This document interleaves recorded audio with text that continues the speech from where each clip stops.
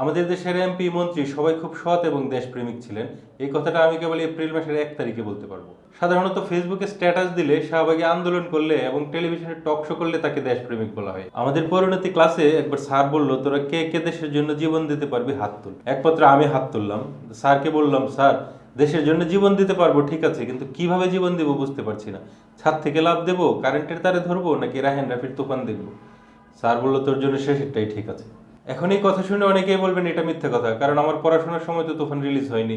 স্বৈরাচারীর কসম, এটা মিথ্যা কথা না, পুরাটাই মিথ্যা কথা। একবার এক টেলিভিশনের টক শোতে এক মন্ত্রীকে উপস্থাপক জিজ্ঞেস করলো, দেশপ্রেমিক হতে হলে কি কি করতে হবে। মন্ত্রী বলল, দেশের মানুষকে ভালোবাসতে হবে, দেশের মানুষের সেবা করতে হবে, নয়তো পদ্মা সেতু বানাতে হবে। যারা বিদেশে বসে দেশের কথা ভাবে তাদেরকে পিনাকি বলে, আর যারা দেশে বসে বিদেশের কথা ভাবে তাদেরকে বলে ওবায়দুল কাদের। বাংলাদেশের মানুষ যখন ইন্ডিয়ার পতাকাকে অবমাননা করে তখন বলে দেশপ্রেমিক, আবার ইন্ডিয়া যখন বাংলাদেশের পতাকাকে অপমান করে তখন বলে ইন্ডিয়া। দেশপ্রেমকেই মানে রঙ্গ বলা হয়, কিন্তু এটা নিজের দেশ না পরের দেশ এটা অনেকেই জানে না। তাই আমাদের দেশের অনেকেই ইন্ডিয়া এবং পাকিস্তানকে বেশি ভালোবাসে। আমার কাছে মনে হয় বাংলাদেশকে নিয়ে যে যত বেশি ভাবে সে তত বড় দেশপ্রেমিক, যেমন নরেন্দ্র মোদী। একবার এক নৌকার মাঝি বলল, আপনারা যারা পার হয়েছেন তাদের মধ্যে যারা দেশপ্রেমিক তাদের ভাড়া লাগবে না, তারা হাত তুলুন।